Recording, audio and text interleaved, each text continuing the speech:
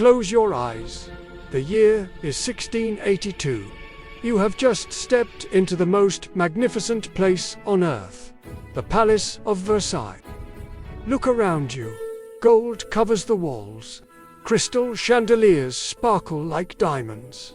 You are surrounded by dukes, duchesses, and the most powerful people in France. Everything looks perfect.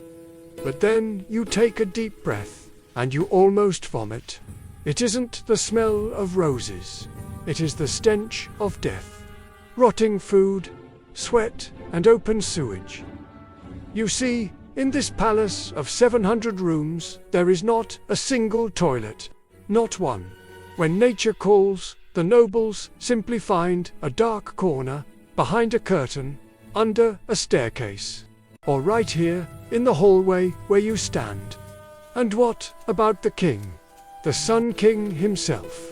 History tells us he was divine, but the truth is, he was terrified of water. Doctors believed that warm water opened your pores to the plague. So, the king did not bathe. He just covered everything with powder. So, the next time you dream of living in a fairy tale castle, remember the smell. History is not always golden. Sometimes, it's just gross. Welcome to the dark side of the throne. If you enjoyed uncovering the shadows of history, subscribe to our channel. And tell me in the comments, would you survive a day in Versailles?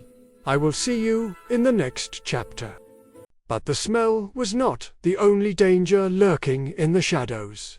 If you got sick in the 17th century, God help you, because the doctors were often more dangerous than the diseases. Imagine lying on a cold wooden table. There is no anesthesia, no painkillers. The surgeon enters the room holding a rusty saw and a knife that he didn't even wash. Their favorite cure was bloodletting. Had a fever, they drained your blood. Had a headache, they drained more blood. They believed that by cutting your veins, the sickness would flow out.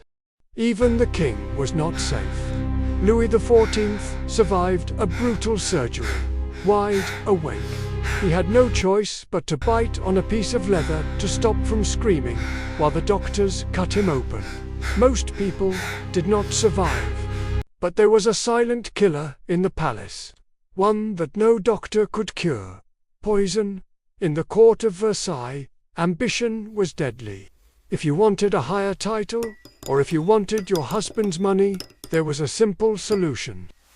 They called it inheritance powder. It was arsenic. It was tasteless and odorless. A jealous wife could slip a pinch of white powder into a glass of wine, and by the morning, she would be a wealthy widow. The situation became so out of control that a massive investigation was launched. It was called the Affair of the Poisons. They discovered that hundreds of nobles were buying deadly potions from witches and fortune-tellers in the dark alleys of Paris. The king became paranoid. He realized that anyone could kill him during dinner. That is why every plate of food and every cup of wine had to be tasted by a servant first. If the servant did not die, then the king would eat. Privacy was a luxury that queens did not have, especially in the bedroom. The most terrifying moment of a queen's life was giving birth, not just because of the pain, but because of the audience. When the queen went into labor, the palace doors were thrown open. It was vital to prove that the baby was royal and not a peasant child smuggled in. So everyone was invited to watch. The room would be packed with people, princes, princesses, guards, and even members of the public. People would climb on furniture and stand on ladders just to get a better view of the queen in her bed. Imagine the heat, the noise, and the germs. In the case of Marie Antoinette, the crowd was so dense that she almost fainted from the lack of air. The king had to break a window open to save her life. So the next time you look at a painting of a royal court, look closer. Behind the silk and the diamonds, there was fear. There was filth, and there was poison. We tend to romanticize the past, but the truth is much darker.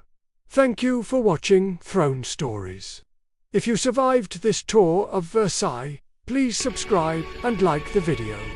I will see you in the shadows of history.